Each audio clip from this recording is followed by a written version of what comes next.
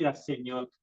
Porque cada día tú estás trabajando en nuestros corazones, estás trabajando en nuestros espíritus, Señor, para que podamos vivir en esa plenitud en la cual tú quieres que vivamos, Señor. Gracias por todo lo que tú haces en cada corazón, en cada alma y cada vida, Señor. Ayúdanos, Señor, en esta hora, que tu palabra, Señor mío, Dios mío, haya cabida en nuestro corazón, Señor. Destruye, despeja toda atmósfera contraria a tu palabra, todo principado, toda potestad, Señor, todo espíritu de sordera, lo ato, lo reprendo en el nombre de Jesús para poder oír tu palabra, Señor, y recibir la porción que cada uno le corresponde. En el nombre de Jesús, Padre, encomiendo a ti mi vida, Señor, que esta palabra fluya a través del Espíritu y sea para tu gloria, Señor. En el nombre de Jesús, amén y amén. Le damos la bienvenida a los hermanos que están por Zoom, para que el Señor sea glorificado también en sus vidas y puedan recibir la porción que les corresponde. Amén. La palabra del Señor se encuentra en Gálatas capítulo 3, versículo 3. Sí. Gálatas 3, 3. Bueno, le damos lectura en el nombre del Padre, del Hijo y del Espíritu Santo. Amén y amén. Dice la palabra: Cristo nos redimió de la maldición de la ley, hecho por nosotros maldición, porque está escrito: maldito todo el que es colgado en un madero. ¿Él era el 3.3 o 3.3? 3.3. 3.3. 3.12 más 1. Entonces, ¿qué nos dice la palabra? Redimir, cuando dice Cristo nos redimió de la maldición de la ley, ¿cierto? Cuando dice redimió, la palabra, el significado de redimir es rescatar o sacar de esclavitud al cautivo mediante un precio. Eso se llama redimir. O sea, entonces lo que el Señor hizo, nos rescató de la esclavitud del pecado para hacernos libres. ¿Ya? Entonces, y nos compró por un precio. ¿Cuál fue el precio que pagó? Su sangre que derramó en la cruz. Amén. Entonces, dice, Cristo nos redimió de la maldición de la ley, hecho por nosotros maldición, ¿cierto? Entonces, había una maldición que nos alcanzaba, ¿cierto? Pero Él nos redimió. Él se puso en el lugar de nosotros para que nosotros pudiésemos ser libres. Él, a través de lo que Él hizo con Abraham, Él le dio a Abraham el pacto para que todos aquellos que aceptaran por fe a Cristo, todos iban a recibir ese pacto y esa bendición a través de lo que le dio a Abraham, del pacto que hizo con Abraham. Vamos a leer Gálatas Gálatas 3, del 6 al 18. Dice: así Abraham creyó a Dios y le fue contado por justicia. Él creyó lo que el Señor le dijo. Él lo creyó en su corazón y le fue contado por justicia. Sí, cierto.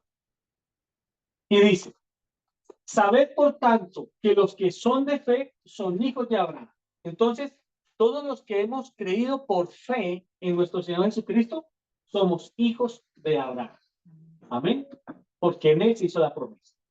Y la Escritura, previendo que Dios había de justificar por la fe a los gentiles, ¿cierto? Nosotros éramos gentiles, porque el pueblo de Israel es aparte de los gentiles. El pueblo de Israel es el pueblo amado de Dios, pero los gentiles son todos aquellos que no pertenecían al pueblo de Israel.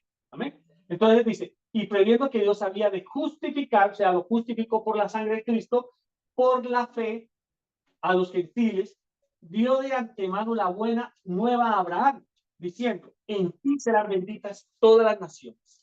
Amén. Entonces, en Abraham, en la fe de Abraham, van a ser benditas todas las naciones de la tierra, ¿cierto? Pero todo en la fe del Señor a través de la promesa que hizo Abraham. Siguiente.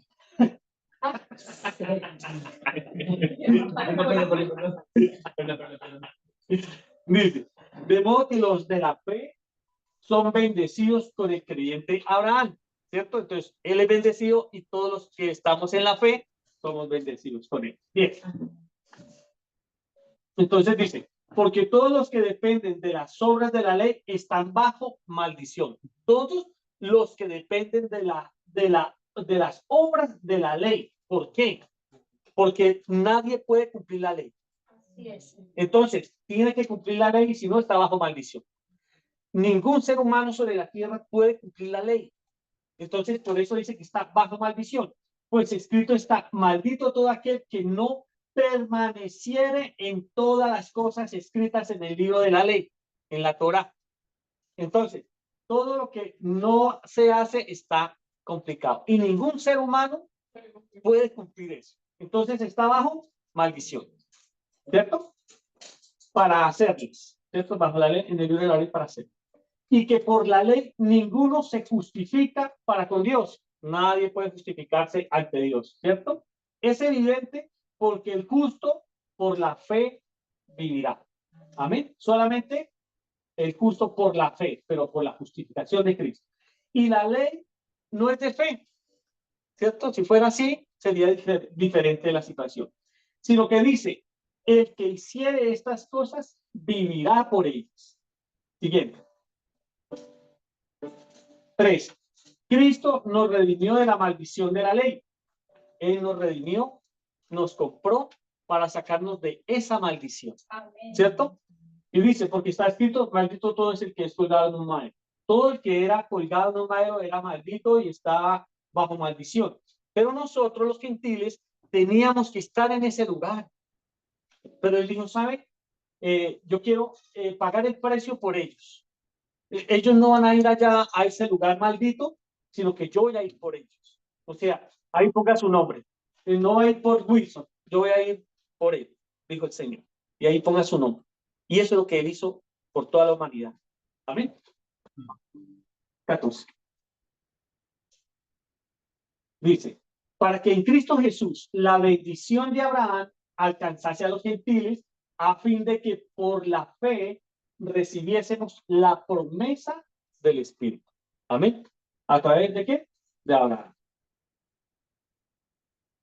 Hermanos, hablo en términos humanos. Un pacto, aunque sea de hombre, una vez ratificado, nadie lo invalida ni le añade. Cuando habla de un pacto, fue cuando Dios hizo el pacto con Abraham. Pero aquí dice, aunque sea de hombre, o sea, cuando sea de palabra. Sea esto que anteriormente hablaban los viejitos y decían de palabra y se cumplía y se hacían los negocios. Ahora toca hacer una cantidad de papeles para que todo salga. Y ahora sigue. Y entonces, ¿qué es la diferencia? ¿Cuál es la diferencia de un pacto y un contrato? Cuando yo hago un contrato, cuando yo hago un contrato, estoy cuidándome yo. Pero un pacto es cuidar al otro. Y eso es lo que Cristo hizo. Él no hizo un contrato, sino hizo un pacto. El pacto beneficia al otro, ayuda al otro. Y el contrato me beneficia a mí mismo. Por eso yo hago un contrato de arriendo. Por si el arrendatario me quiere, ahí yo diré. Pero el pacto es completamente distinto. El pacto que hace me favorece. Y eso es lo que Cristo hizo. Maravilloso. Yo cada vez que leo la palabra, maravilloso. Aunque sea de hombre no es ratificado, nadie lo invalida ni le añade. Sí. Ahora bien, a Abraham fueron hechas las promesas y a su simiente. No dice a las simientes, como si hablase de muchos, sino como de uno. Y a tu simiente, la cual es Cristo. Uno, Cristo. ¿Cierto? 17. Esto pues digo, el pacto previamente ratificado por Dios para con Cristo, la ley que vino 430 años después. ¿Sí? Fueron 400 después, no lo abroga, o sea, no lo invalida para invalidar la promesa. ¿Cierto? Entonces, todo esto, a pesar de todo lo que se hizo, todo lo que dijo, toda la promesa, pasaron 430 años, pero eso no lo invalidó, porque era el pacto que el Señor había hecho con Abraham. Ahora, porque si la herencia es por la ley, ya no es por la promesa, pero Dios la concedió a Abraham mediante la promesa que él hizo, mediante el pacto que él hizo. Ahora quiero que leamos con la ayuda del Señor.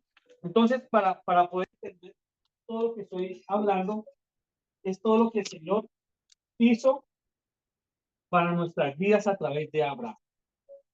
Quiero que leamos la palabra del Señor que se encuentra en Génesis 15, del 3 al 6.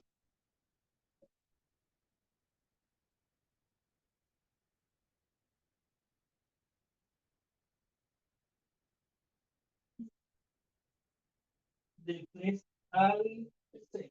Dice, dijo también a Abraham, mira que no me has dado prole, y aquí que será mi heredero un esclavo nacido en mi casa. Luego vino a él palabra de Jehová diciendo, no te heredarás, sino un hijo tuyo será el que te heredará.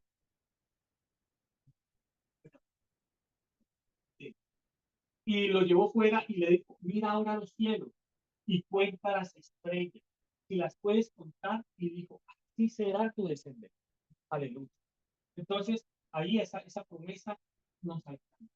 Y creyó a Jehová y le fue contado por justicia. Amén. Entonces le dijo, salga, dijo que se oscureciera para poderlo sacar en la noche y decirle, cuenta las estrellas, y las puede contar, así será tu descendencia. Y hasta el día de hoy, esa descendencia sigue fluyendo, sigue creciendo. Ahora quiero que leamos Génesis 15 del 13 al 16 para poder terminar el contexto de lo que el Señor quiere.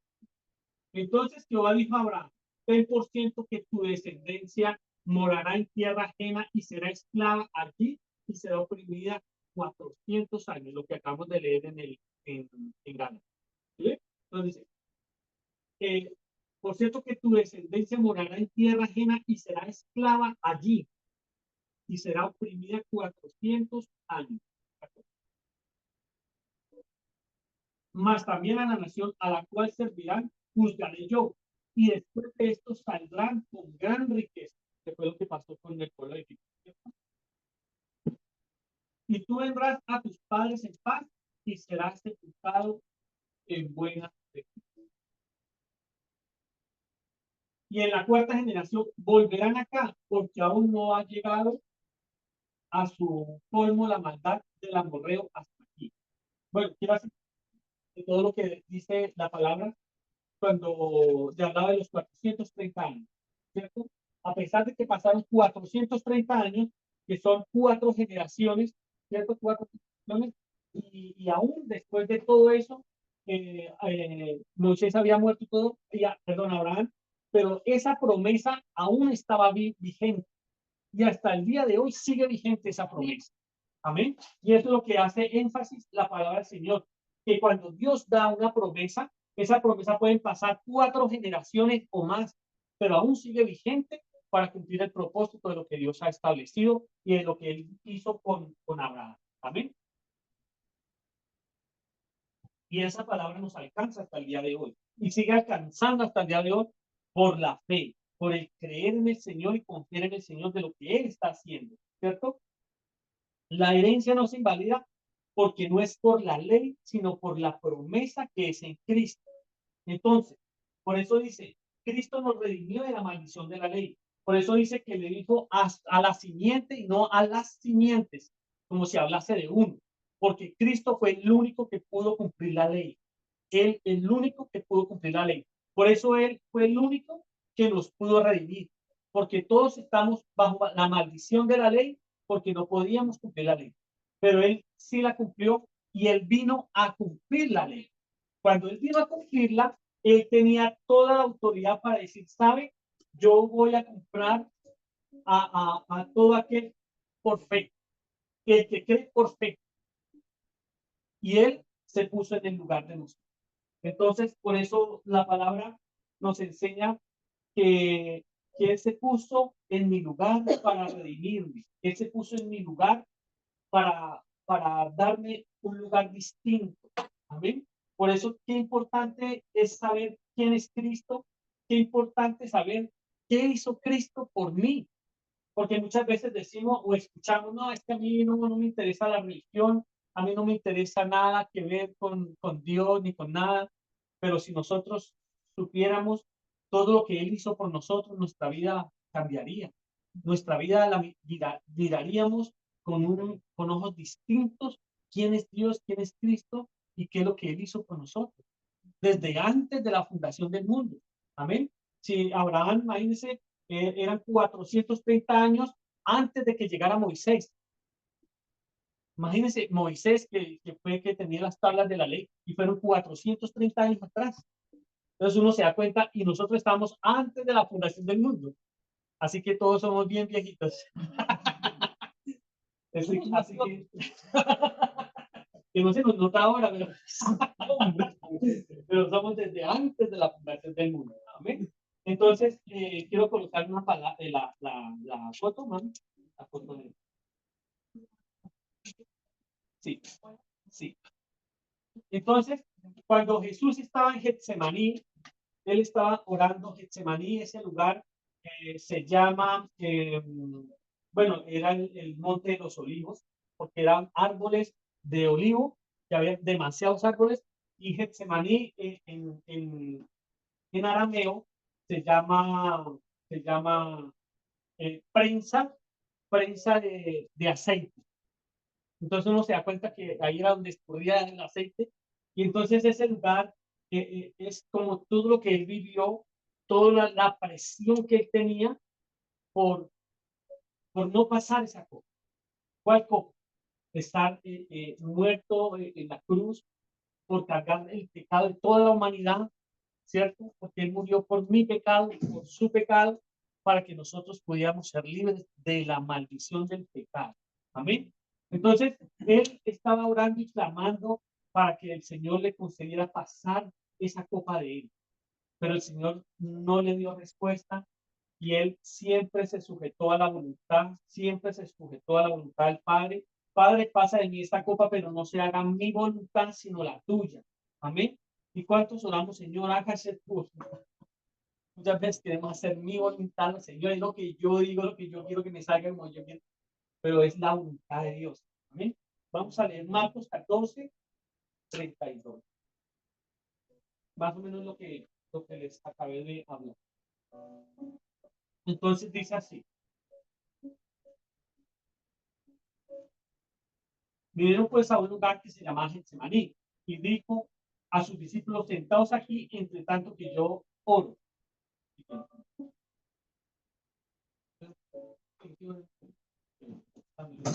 Y tomó consigo a Pedro, a Jacobo, a Juan, y comenzó a entristecerse y a angustiarse. ¿Cierto? Entonces Jesús sabe cuando estoy angustiado, estoy temeroso, estoy complicado. Y les dijo: mi alma está muy triste hasta la muerte. ¿Cierto? ¿Cuántos hemos estado tristes hasta la muerte? ¿Cuántos queremos morirnos? ¿Cuántos queremos? Y yo lo digo porque yo también he pasado por eso. He querido, Señor, sabe, acabe conmigo porque sabe que estoy desesperado. Pero muchas veces nos damos cuenta que no sabemos ni qué es lo que estamos pidiendo, ni qué es lo que estamos hablando, en el desespero que uno vive. Y así esto lo vivió Jesús. También él lloró, él se angustió, él vivió situaciones complicadas, sabiendo que él es el Rey, el Señor, el Dios Todopoderoso. Pero él, su humanidad, él bajó del reino celestial, pero él vivió en su humanidad lo que nosotros vivimos. Él padeció también todo lo que nosotros vivimos. Amén. Siguiente. Y dijo: yéndose un poco delante, se postró en tierra y oró que si fuese posible pasarse de él aquella hora. Y decía: Abba, Padre, todas las cosas son posibles para ti. Aparta de mí esta copa, mas no lo que yo quiero, sino lo que tú. Amén. Entonces, todo lo que él quiere, entonces pasa en esta copa, y yo no la viva, esta situación que voy a pasar, y más que cargar el pecado de la humanidad, más que morir en la cruz, más que el castigo que iba a recibir, él iba a estar separado del Padre por el pecado que iba a cargar de la humanidad. Entonces nos damos cuenta lo terrible, la situación que se vivió en aquel momento, ¿cierto?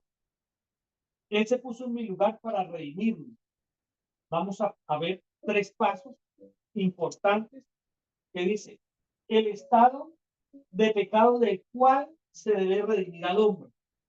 El segundo es el precio pagado para la liberación de esta esclavitud. Y tercero, el resultado de los redimidos. Amén. Entonces, el primero es el estado de pecado del cual se debe redimir al hombre. El Nuevo Testamento presenta a los seres humanos alejados de Dios. Romanos 3, del 10 al 18. Por favor. Bajo el dominio de los poderes satánicos, esclavos del pecado, en la necesidad de liberación de la culpa del castigo y del poder del pecado. Amén. Romanos 3, del 10 al 18. Dice, como escrito está, no hay justo ni aún uno. 11. No hay quien entienda, no hay quien busque a Dios. ¿Amén? Todos se desviaron a una, se hicieron inútiles, no hay quien haga lo bueno, ni hay ni siquiera uno.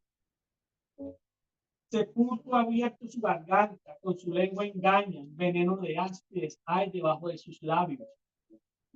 Su boca está llena de maldad y de amargura. Sus pies se apresuran para derramar sangre. Quebranto y desventura hay en sus caminos. Y no conocieron camino de paz. No hay temor de Dios delante de sus ojos. Amén. Entonces, ese éramos nosotros. ¿Cuántas cosas vivíamos y nos jactábamos del pecado y hacíamos lo que nos parecía? Pero todo lo que nos dice era el pasado que nosotros teníamos y vivíamos, ¿sí? Bajo el dominio de los poderes satánicos. Hechos 10:38.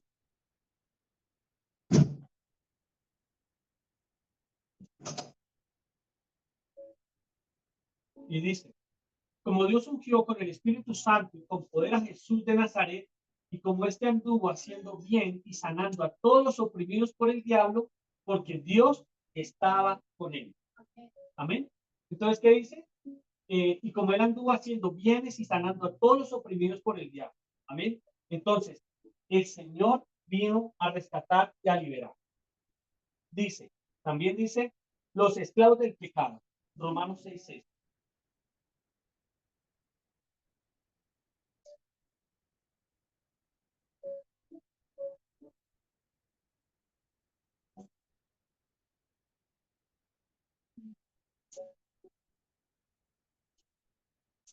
En Romanos 6:6, sabiendo esto, que nuestro viejo hombre fue crucificado juntamente con él, para que el cuerpo del pecado sea destruido a fin de que no sirvamos más al pecado.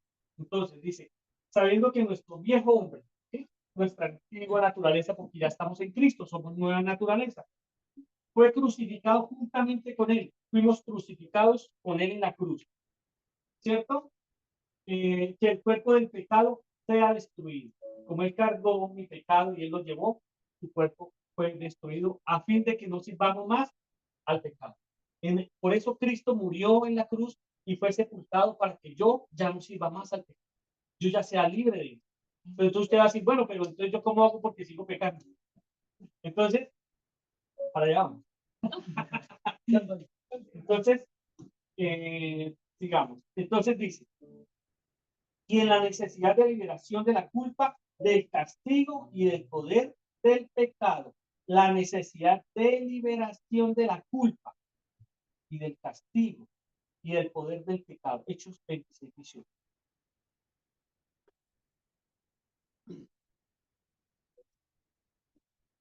Y dice, para que abra sus ojos, para que se conviertan de las tinieblas a la luz y de la potestad de Satanás a Dios, para que reciban por la fe, porque todo esto es por fe, ¿cierto? Para que por fe, que es en mí perdón de pecados y herencia entre los santificados, ¿cierto? Perdón de pecados y herencia. Amén. La herencia eterna de nuestro Señor Jesucristo. Entonces, eso es lo que el Señor nos dice, ¿cierto? Ese es el estado de pecado del cual se debe redimir al hombre. Por todo esto se debe, por eso Cristo pagó el precio, porque todo esto éramos y Él nos redimió de todo esto. Amén.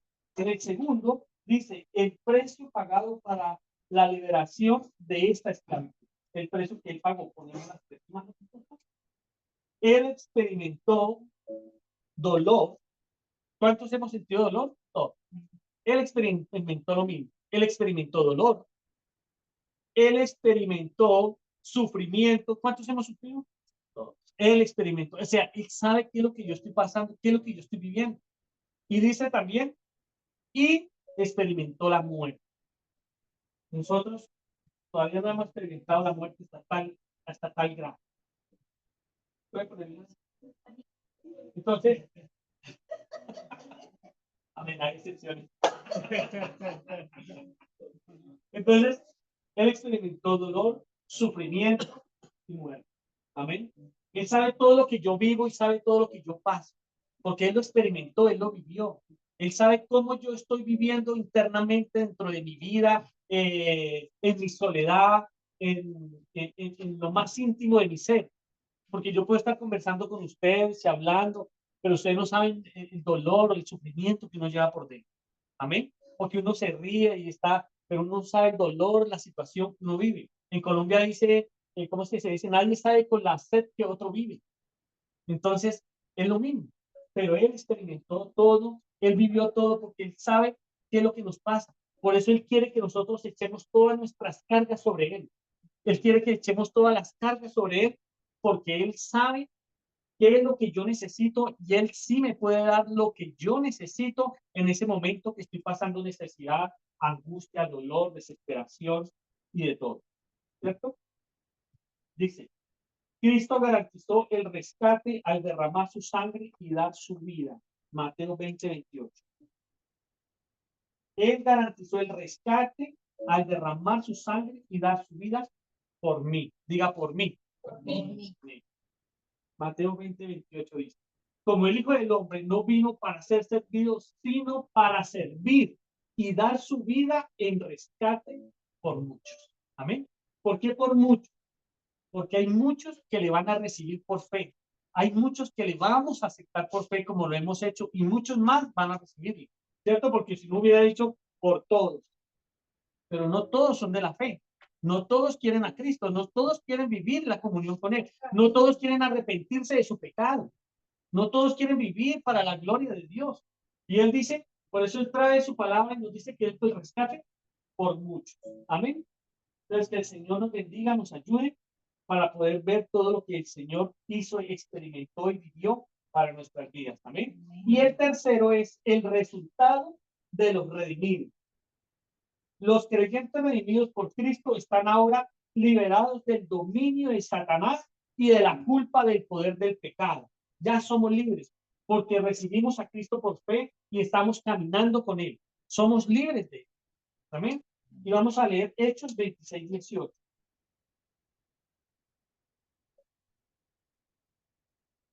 Dice, para que abra sus ojos, para que se conviertan de las tinieblas a la luz y del poder de la potestad de Satanás a Dios, para que reciban por la fe que es en mí perdón de pecados y herencia entre los santificados. Esta palabra ya la habíamos leído, ¿cierto? Sí. Romanos 6:7. Que lo tengo en dos partes. 6:7. Dice, porque el que ha muerto ha sido justificado del pecado. 12. Ahora el 6:2, por favor. Dice, no reine pues el pecado en vuestro cuerpo mortal, de modo que lo obedezcáis en sus concupiscencias. Entonces, cuando dice que no reine el pecado en vuestro cuerpo mortal, nuestro cuerpo, ¿cierto? En esta carne. Pero dice, de modo que lo obedezcáis en sus concupiscencias. ¿Qué es concupiscencia? Concupiscencia es, ¿cómo les explico para que me entiendan? Concupiscencia es el resultado del pecado que yo ejercité en el pasado. Un ejemplo, yo era mentiroso, mentiroso, mentiroso, mentiroso, mentiroso, me gustaba la mentira. En la concupiscencia es como la marca que queda de este pecado que yo hice, ¿cierto? Entonces, ¿qué pasa? Que yo quiero volver a hacer lo mismo, pero dice, no, que no lo obedezcáis en el pasado que yo viví. Queda una marca, viejo. ¿Cómo queda una marca? Cuando nosotros, por eso nuestros hijos necesitan conocer a Cristo desde su vientre o desde el nacimiento, conocer a Cristo para que vivan libres de esas maldiciones. Porque cuando nosotros practicamos el pecado, eso queda una marca como una raya ahí en la cual va pasando todo y ahí cae en esa raya. Entonces, por qué los drogadictos quieren salir de la droga? Se van a un centro de rehabilitación y dice, bueno, ya estoy bien, no sé qué, salen a la calle y ¡pum! Caen otra vez. Y entonces ellos se culpan y dicen, pero ¿por qué yo volví a caer? ¿Pero por qué si yo estaba tan bien? Pero yo no sé por qué, no entiendo si yo estaba lo más de bien, si Cristo está conmigo. Es la concupiscencia que hay dentro de su vida, del pasado, que todavía hay esa marca en nuestra vida. Y entonces dice, no reine pues el pecado en vuestro cuerpo mortal, de modo que lo obedezcáis. Entonces, ¿qué tenemos que hacer? Decirle no. Pero es difícil porque ya tenemos un pasado y una marca que nos lleva a lo mismo. Pero no quiere decir que sea imposible. Yo tengo que luchar con eso para decirle no al pecado. No a seguir haciendo lo mismo. No. Si antes era mentiroso, no voy a decir mentiras. Si era ladrón, ya no voy a robar más. Lo mismo, en cualquier situación, droga, alcohol, lo que sea, mujeres, lo que sea. Pero entonces es no obedecerle a la concupiscencia. Entonces muchas veces creemos que Cristo ya pagó el precio, todo está muy lindo, ahora yo ya me voy para casa y soy santo. Yo necesito hacer algo. O sea, Cristo ya hizo todo lo importante, pero yo también necesito hacer algo. Yo necesito no obedecer a la concupiscencia, no obedecer a aquellas cosas que me quieren sacar de la bendición de Dios, porque Él ya pagó el precio, ¿cierto? Y dice, vamos en el 12, 14.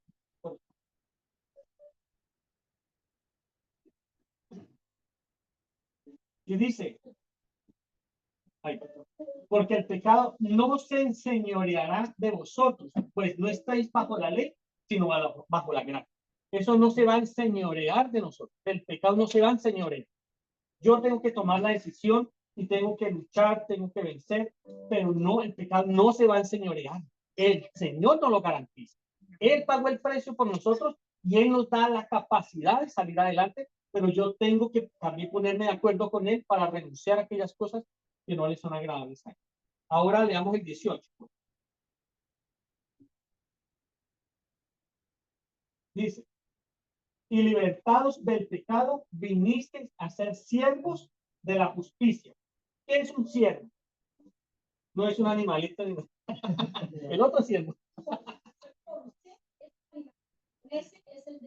Este, y libertados del pecado, viniste a ser siervos de la justicia. Cuando habla de ese siervos, es esclavo. O sea, ya somos esclavos de la justicia. Un siervo es un sirviente, es el que sirve, ¿cierto? Cuando uno tiene una persona que le sirve a uno, uno le dice, mira, haga esto, haga lo otro, haga esto, y la persona lo hace, ¿cierto? Es un siervo que está, ¿qué?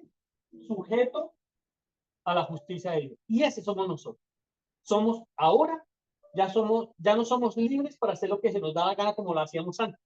Ahora somos esclavos de Cristo, esclavos del Señor. ¿Qué es un esclavo? En la vida anterior, esclavo es alguien que tenía que hacer lo que decía su Señor, y sin precio, sin pago, sin nada. Era un esclavo, ¿cierto? Y ahora nosotros somos esclavos de Cristo por amor, porque Él nos libró de la muerte. Y si nosotros sabemos el precio que Él pagó, lo que Él hizo por mí, yo estoy feliz por lo que Él hizo por mí. Y yo estoy en la capacidad de ser ese siervo útil a Él por lo que Él hizo en mí. Él hizo en mi generación, en mi descendencia. Amén. Porque si todas esas maldiciones que yo cargaba, que yo traía del pasado, no van a pasar a mis hijos. Esa es la garantía que Dios me da. Y los hijos de mis hijos van a ser una generación mejor y mayor que nosotros. Por eso hay que educarnos en la palabra del Señor para que la gloria de Dios descienda sobre ellos y rompan todas esas maldiciones generacionales que traemos del pasado, de nuestros abuelos, de todos los antepasados de nosotros, de las generaciones antiguas. Amén. Entonces, nos dice, sin embargo, esta libertad del pecado no la deja libre para hacer lo que deseamos, porque nos convierte en propiedad de Dios. La libertad del pecado nos hace esclavos voluntarios de Dios, que les decía. Eh, Leamos Romanos 6:22.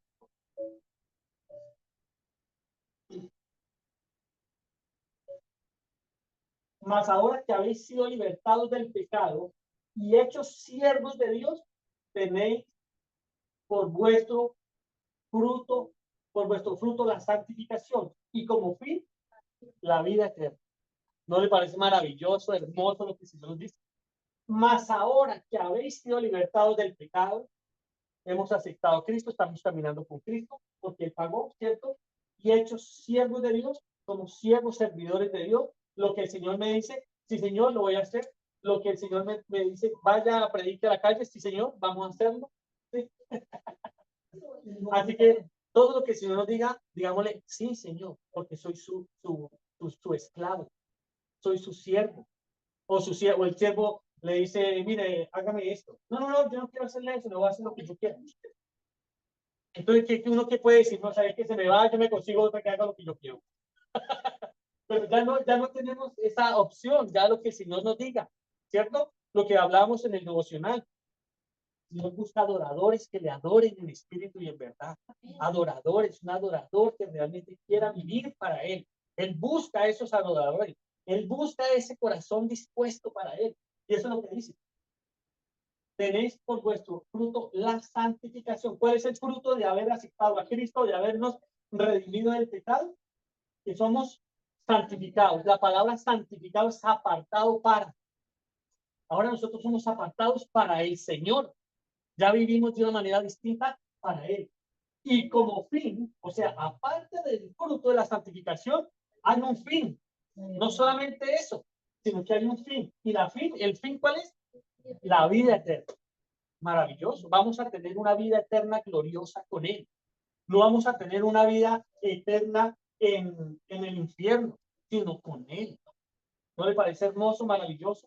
Entonces, por eso, dispongamos nuestro corazón a ser esos siervos útiles al Señor para el servicio de lo que Él quiere que nosotros hagamos cada día. Amén. Que el Señor sea glorificado, que el Señor sea bendecido con esta palabra, que podamos creer, confiar y depender de lo que Él hizo en nuestras vidas y ponernos a la buena con Él en todas las situaciones que estemos viviendo de una manera equivocada. El Señor ministra en nuestras vidas y Él nos dice dónde estamos fallando. Cada uno sabe de dónde cogea, ¿cierto, hermano? Cada uno sabe de dónde cogea. Sí. Sí, porque no todos cogíamos de la misma patita, todos cogíamos de una pata distinta. Así que, pero cada uno sabe de dónde es. No podemos decirle, venga, dígame usted de dónde. No, cada uno sabe a conciencia que lo mismo la gente que son homosexuales, ellos saben a conciencia que lo que hacen está mal. Pero ellos salen al mundo. Yo represento a no sé quién, no sé cuándo, y van delante con el compañero, pero ellos saben a conciencia por dentro que están mal, están mal. Entonces, necesitamos ponernos de acuerdo con el Señor. Amén. Entonces, bueno, para dar término, quiero resumir lo que en pocas palabras dije. El hombre necesita un salvador para su alma, y este salvador es Cristo el Señor. Es por eso que ahora que estamos en Cristo, ya somos esclavos voluntarios para hacer su voluntad y no la nuestra. Porque hemos sido comprados a precio de sangre, de un sacrificio, el cual, él siendo Dios, se hizo hombre para tomar mi lugar y llevarnos a la eternidad con Él. Esto es todo lo que hablamos, esto es lo que el Señor quiere en nuestras vidas. Así que pongámonos de acuerdo con Él, pongámonos de acuerdo con su palabra. El hombre debe creer, porque Dios no cree por mí, ni se arrepiente por mí. Dios me da el don de la fe para creer. ¿Sí? Entonces, ¿por qué hemos creído? Porque Él me dio el don de la fe para poder creer en Él. Y dice, y me da el don del arrepentimiento para poderme arrepentir. Si Él no me da el don del arrepentimiento, no me puedo arrepentir. Por eso hay que orar por nuestros familiares, para que el Señor les conceda un espíritu de arrepentimiento. Dios les conceda un espíritu de arrepentimiento y puedan vivir para el Señor. Amén. Y también que les dé ese don de fe para que puedan creer en el Señor. Amén. Eso es en lo que el Señor nos permite y nos permite hacer.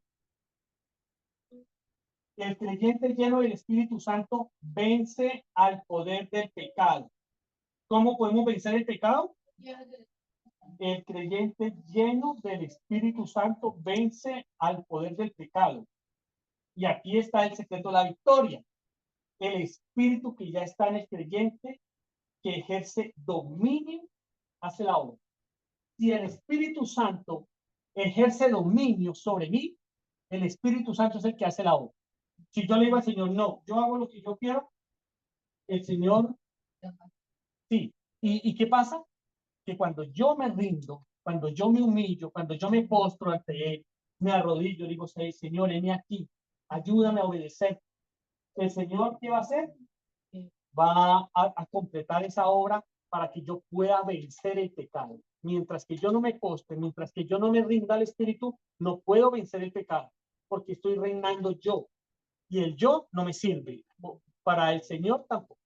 Entonces, el creyente, debe reconocerlo y rendirse a Él. De este modo, el creyente carnal se convertirá en espiritual. Y por eso podemos vencer el pecado. Cuando pasamos de carnalidad a espiritualidad. Pero ¿cómo se vence eso? Estando lleno del Espíritu Santo, rindiéndome la vida al Espíritu para que Él haga, para que Él transforme mi vida, para que Él cambie mi vida, porque hay cosas que yo no puedo cambiar, solamente el Espíritu lo puede cambiar. Pero ¿cómo lo puedo lograr? Rindiéndome al Señor. Y eso es lo que el Señor quiere. Cuando es dominado y controlado por el poder del Espíritu Santo. Amén. O sea, el Espíritu Santo tiene que dominarme, controlarme. Amén. Controlar nuestras vidas. Y así es la forma que podemos vencer el pecado. Mientras tanto, hay una lucha interna de cómo lo hago, cómo puedo hacerlo, cómo no, es rindiéndonos al Espíritu. Por eso la obra que Él hizo es una obra de fe espiritual. O sea, desde el momento que aceptamos a Cristo, comenzamos a vivir una vida espiritual y ya somos espirituales. Pero para poder vencer, necesitamos estar rendidos al Espíritu. Amén. Que el Señor bendiga su palabra, que el Señor nos bendiga, pónganse de pie, vamos a orar. Vamos a darle gracias al Señor por esa obra redentora que Él trajo para nuestras vidas, para sanarnos, para levantarnos, para animarnos y para transformar todo nuestro ser. Amén. Padre, te damos gracias, Señor, por tu palabra. Te bendecimos, Señor, porque tú comenzaste la obra, Señor, y tú la completarás, Señor. Concédenos, Señor mío, Dios mío, una gracia mayor para rendirnos al Espíritu, para rendirnos y humillarnos ante tu presencia, Señor, para que el pecado no nos domine, para que el pecado no tome ventaja en nuestras vidas, sino que podamos ser llenos del Espíritu Santo para obedecerte y hacer tu voluntad, Señor. Gracias, Señor, por esa obra redentora que tú llevaste, aleluya, en la cruz del Calvario, para redimirnos del pecado, de la maldición del pecado, Señor, de la maldición, Señor, que nos tenía cautivos, Señor amado, pero hoy nos hizo libres en Cristo Jesús para llevarnos a una eternidad contigo. Te doy toda la honra, toda la gloria, toda la adoración y la alabanza por todo lo que tú has dicho, por todo lo que tú has hecho, por todo lo que tú has permitido en cada uno de nosotros. Te bendigo en el nombre de Jesús. Te doy gracias, Padre, por todo lo que tú haces en cada uno de nosotros.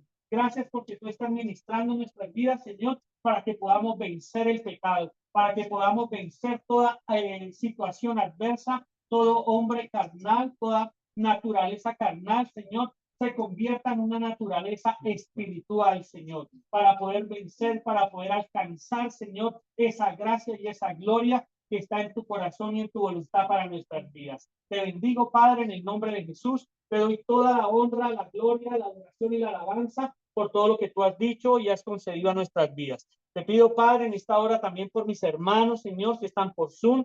Te pido para que la gracia tuya sea mayor en ellos, en sus familias, en sus casas, Señor mío, Dios mío. Que tú les concedas un espíritu de arrepentimiento, Señor, y puedan conocer a Cristo, Padre. En el nombre de Jesús, te doy toda la honra y la gloria, la adoración y la alabanza. En el nombre de Jesús, amén y amén. Demos glorias al Señor.